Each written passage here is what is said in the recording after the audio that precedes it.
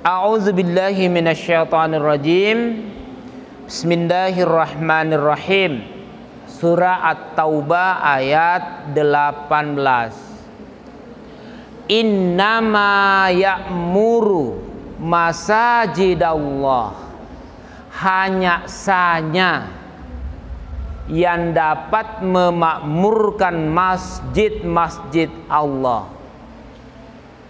Man amanah, yaitu orang yang beriman billah kepada Allah, wal yauma akhir, dan beriman kepada hari akhirat, wa aqamas salata, dan orang yang menegakkan salat, wa ataz zakata, dan orang yang menunaikan zakat, walam yakhsha, dan tidaklah takut illallah, kecuali kepada Allah. Jadi takutnya hanya kepada Allah. Fa'asa, itulah bakal, ulaikah mereka, ayyakunu minal muhtadin, akan menjadi orang-orang yang mendapat petunjuk. Jadi yang pertama, syarat pertama yang akan memakmurkan masjid itu, pertama adalah orang yang beriman kepada Allah. Kita ini seandainya bukan karena orang beriman, mungkin kita tidak datang di masjid. Tapi kita ini selaku anak orang yang beriman, selaku santri, tentu orang tua kita mengamanahkan masuk di pondok pesantren, salah satu tujuannya agar kembali nanti menjadi orang-orang yang dapat memakmurkan masjid. Dan ini kita buktikan. Santri di sini sudah adakan safari Ramadan. Apa yang dibawa ke safari itu adalah seruan tentang perintah dan larangan Allah, dan salah satu diantaranya adalah kewajiban melaksanakan salat.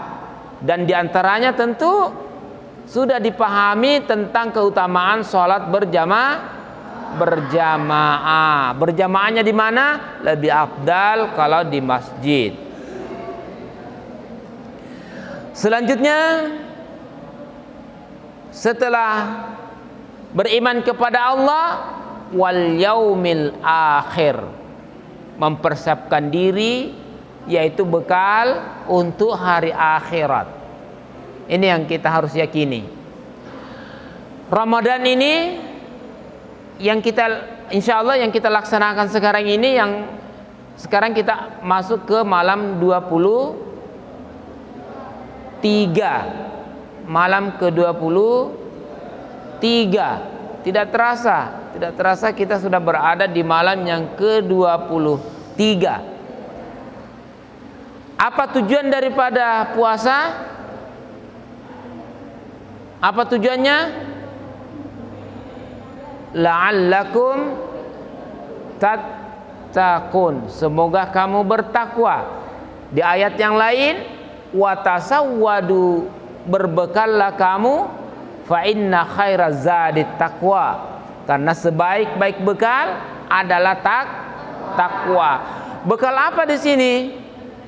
Yaumul akhir, persiapan untuk menghadap hari akhirat. Yang ketiga, wa aqamas salata, orang yang menegakkan salat. Jadi tujuan masjid itu dibangun ya memang untuk ditempati untuk salat berjamaah maupun salat lainnya. Tidak semua juga salat di masjid dilaksanakan dengan salat berjamaah. Tahiyatul masjid sendiri-sendiri. Salat hajat sendiri. Yang utama salat 5 waktu itu salat berjamaah, wa aqamas salata. Sekarang yang keempat, wa ataz zakah, dan orang-orang yang menunaikan zakat. Nah, tentang zakat coba kita buka surah At-Taubah ayat 103. Jadi ada keterkaitan erat antara ayat 18 dengan ayat 103 hingga 105. Apa bunyinya? Khuz min amwalihim sadaqatan. Ambillah zakat. Jadi coba diperhatikan di sini ya. Di sini dalam ilmu tafsir atau dalam penjelasan ayat ini, khuz min amwalihim sadaqatan, di sini dikhususkan kepada pemerintah yang memungutnya. Pemerintah yang memungut zakat. Bagaimana caranya? Apakah pemerintah desa, kepala dusun langsung ke rumah? Tidak. Akan tetapi itu melalui program kesepakatan tentang zakat, terutama zakat fitrah.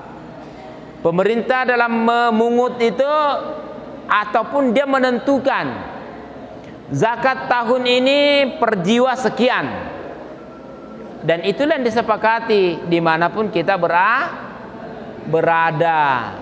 Jadi di sini menandakan bahwasanya memberikan pembelajaran kepada kita bahwasanya Islam datang ini adalah agama rahmatan lil alamin, adalah rahmat dari Allah. Karena terkait dengan zakat ini adalah jumlah materi, jumlah uang, yang dimana kalau materi atau berupa harta benda, kalau dikumpul itu dapat kita bayangkannya, kalau dalam satu desa itu, satu desa 1000 jiwa dikali 30.000 itu puluhan juta itu. Nah, makanya pemerintah yang tentukan. Karena kalau pemerintah yang tentukan dan sekaligus pengaturannya tentu diawasi langsung oleh pemerintah. Jadi memberikan kenyamanan kepada masyarakat, baik yang memberi maupun yang menerima zakat. Nah, makanya khuz min amwalihim sadaqatan. Perhatikan, apa tujuan daripada zakat itu?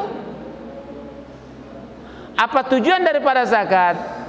Tutahhiruhum, untuk membersihkan mereka. Wa tuzakkihim biha, dan untuk mensucikan mereka. Apakah manusia ini kotor lalu mau dibersihkan, lalu mau disucikan? Berarti kita manusia ini ada pertanyaan besar di sini. Kenapa manusia mau dibersihkan dan disucikan? Coba buka surah Al-Baqarah ayat 30.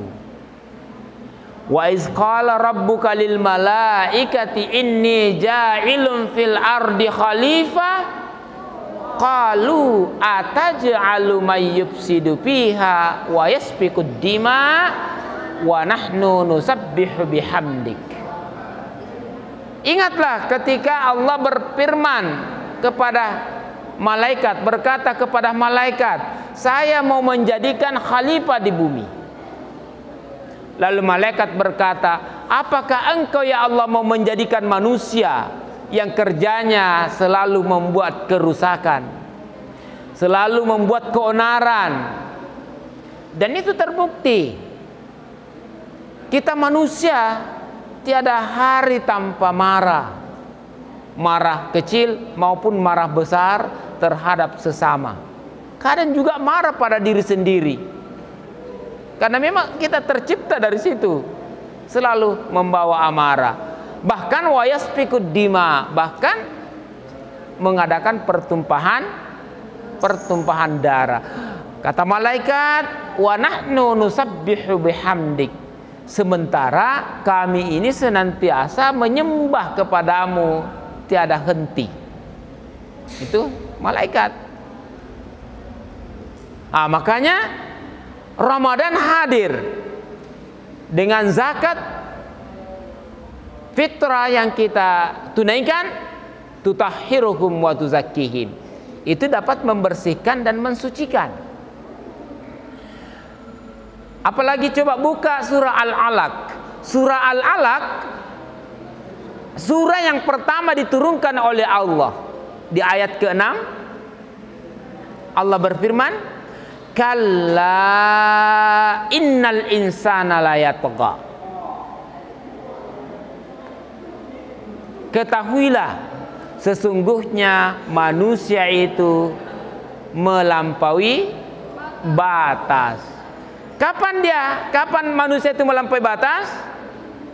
Ar-ra'ahus taghna, jika dia melihat dirinya sudah berkecukupan. Santri rentang dengan melampaui batas. Kalau dia nanti belajar, ilmunya semakin tinggi, semakin cerdas, kembalilah dia biasa memandang remeh gurunya, meremehkan kedua orang tuanya, hanya diami, sisa dia yang terbaik. Tidak mau lagi mendengarkan, tidak mau lagi menyapa gurunya, tidak mau lagi menyapa teman rekannya, tidak mau lagi, hanya dia saja. Itu watak manusia itu, ar-ra'ahus taghna. Kenapa? Karena dia sudah melihat dirinya sudah berilmu, maka dia lupa akan gurunya, lupa akan orang-orang yang telah berbuat baik kepadanya, lupa terhadap ilmu gurunya yang telah diajarkan kepadanya. Itu watak manusia. Tapi dengan zakat fitrah, insya Allah akan membersihkan dan mensucikan watak-watak seperti itu. Maka zakat itu, lanjutannya ayat wa sholli alaihim. Lanjutannya ayat surah At-Taubah ayat 103, wa sholli alaihim, doakan atas mereka. Coba para santri sudah hafal semua doa menerima zakat? Apa doanya para santri? Coba doa menerima zakat, infak dan sedekah. Ini santri wajib hafal ini, karena kita identik, anak pondok itu identik dengan penerimaan infak, sedekah dan zakat. Jadi para santri ini harus dihafal ini. Coba diperhatikan dan ikuti. Ajrakallah fima a'taita wa barakallah wa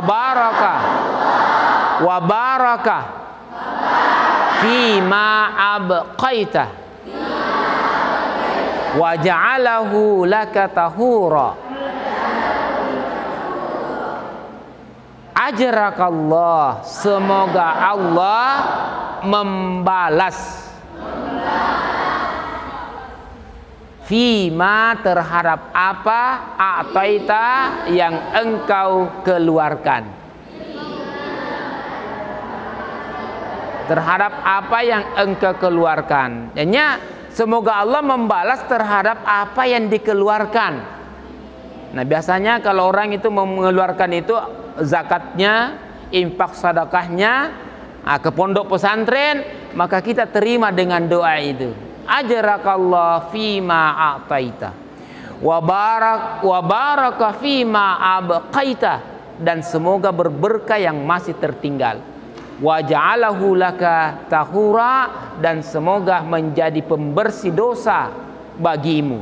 Nah, itu kita, ini santri harus hafal ini, karena kita di pondok pesantren itu adalah salah satu bentuk sasaran infak, sedekah maupun zakat. Kaum muslimin salurkan ke pondok pesantren, maka pihak pondok pesantren itu harus wajib ini membalas dengan doa. Apa tujuan daripada doa? Tujuan daripada doa itu sakanul lahum, dapat menenteramkan jiwa-jiwa mereka. Jiwa orang yang berinfak dan bersedekah, berinfak, itu menenteramkan jiwa-jiwa mereka. Wa annallaha sami'un alim, dan ketahuilah bahwasanya Allah Maha mendengar lagi Maha mengetahui. Coba para santri perhatikan ayat 104. Allah lebih pertegas lagi tentang penerimaan zakat, infak dan sedekah. Alam ya'lam, tidakkah engkau mengetahui annallah, bahwasanya Allah yuqbalu taubata an ibadih, menerima taubat hamba-hambanya, yang menerima maupun yang mengeluarkan zakat. Wa ya'khusus sadaqat. Innallaha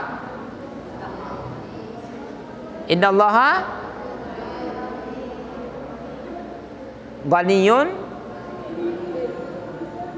Coba ayatnya coba dibaca sempurna, ayat 104.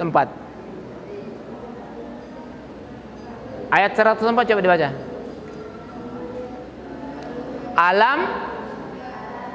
Alam ya'lam annallaha yuqbalu taubata an ibadi wa ya'khusus sadaqat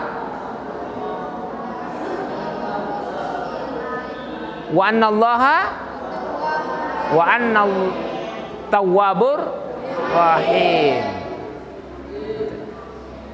Di ayat 104 ini memberikan keyakinan kepada kita, salah satu tempat makbulnya doa yaitu pada saat kita memberi dan menerima zakat, infak dan sedekah. Ini para santri harus yakin ini ayat ini.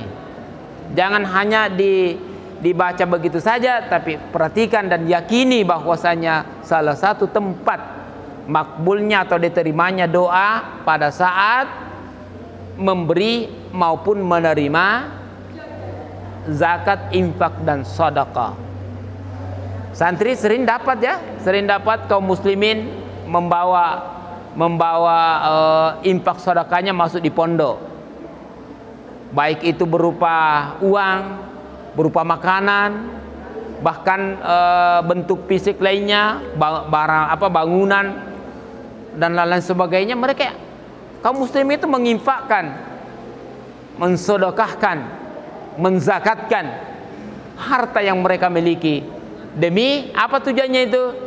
Agar pondok pesantren ini sebagai wadah pembinaan agama dapat berjalan dengan baik, dan kita bisa bertahan karena adanya bantuan mereka. Kita bisa bertahan karena adanya bantuan mereka. Makanya dalam ayat 105 Allah lanjutkan firman-Nya, wa qul i'malu fasayarallahu amalakum wa rasul wal mu'min. Berbuatlah kamu. Mari kita berbuat. Mari kita belajar dengan penuh kesungguhan. Orang kaya mereka menginfakkan harta yang mereka miliki. Orang tua mereka berusaha memberikan yang terbaik dalam bentuk pembiayaan sehingga bisa kita bertahan untuk menuntut ilmu.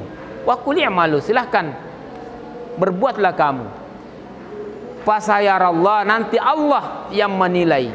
Wa rasul, dan rasulnya. Wal mu'min, dan orang-orang mukmin. Siapa orang-orang mukmin itu?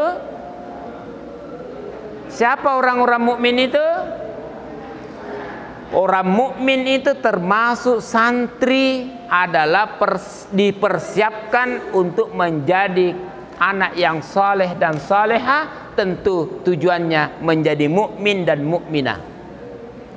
Jika kita pulang kampung, maka kitalah yang memberi pembimbingan, pembelajaran kepada masyarakat. Karena kita telah pelajari di pondok pesantren. Wal mukmin, tentu kita masuk dalam kategori orang yang berilmu. Sementara Allah berfirman, innama yakhsyallaha min ibadihil ulama. Hanya saja yang dapat takut kepada Allah hanyalah orang-orang yang berilmu. Coba buka ayat 100 apa? Ayat 18 At-Taubah tadi. Walam yakhsha illallah. Walam yakhsha illallah, dan dia tidak takut kecuali hanyalah kepada Allah. Di sini dapat kita ketahui juga bahwasanya orang itu bisa saja mengaku dirinya mukmin, mengaku dirinya beriman, dia juga sholat, dia juga menunaikan zakat, tapi bisa saja bukan semata takutnya karena Allah. Dia mengaku beriman karena apa? Karena tekanan dari pemerintah. Kalau dia tidak datang di masjid, dia diancam dan lain-lain sebagainya. Akhirnya dia datang.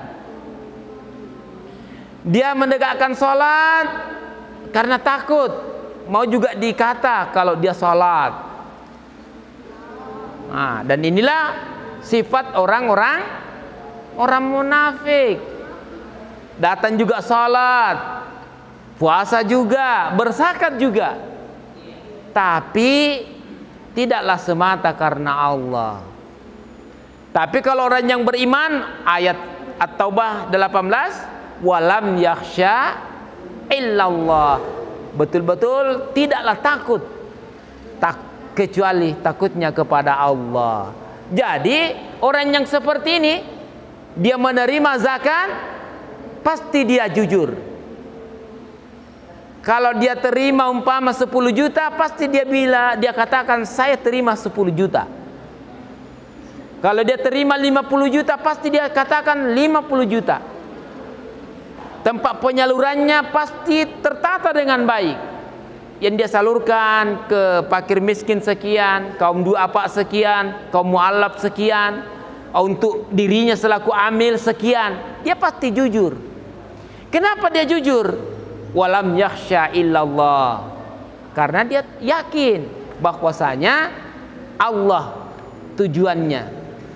Orang yang seperti itu sekalipun dicaci, sekalipun difitnah, sekalipun dianggap menyeleweng dan lain sebagainya, dia tidak takut. Karena wajar, banyak para imam pelaku amil itu setiap Ramadan mereka dibully. Kalau sudah terkumpul beras sekian kintal, bahkan sekian ton, berkumpul uang sekian puluh juta, bahkan ratusan juta, kadang amil itu difitnah, disalahgunakan, diselewengkan dan lain-lain sebagainya. Tapi apapun omongan orang, dia hanya bersandar walam yakhsha illallah. Dia tidak takut terhadap celaannya orang yang mencela, karena dia bersandar kepada Allah Subhanahu wa taala. Di ayat 105, coba di ayat 105, Allah dia yakini fasaturaduna ila alimil ghaibi wasyahada. Seorang alim dia yakin itu bahwasanya segala yang kita lakukan akan kembali kepada Allah. Fasaturaduna ila alimil ghaibi wasyahada, akan dikembalikan kepada Allah yang Maha Kuasa pada yaumul qiyamah, yang mengenal, yang Maha mengetahui baik yang nampak maupun yang tersembunyi. Itu yang diyakini itu. Fasaturaduna ila alimil ghaibi wasyahada fayunabbiukum bima kuntum ta'malun, dan di situ Allah akan menjelaskan terhadap apa yang engkau telah kerjakan. Jadi jangan kita mudah terpancing kalau kita mendapatkan amanah.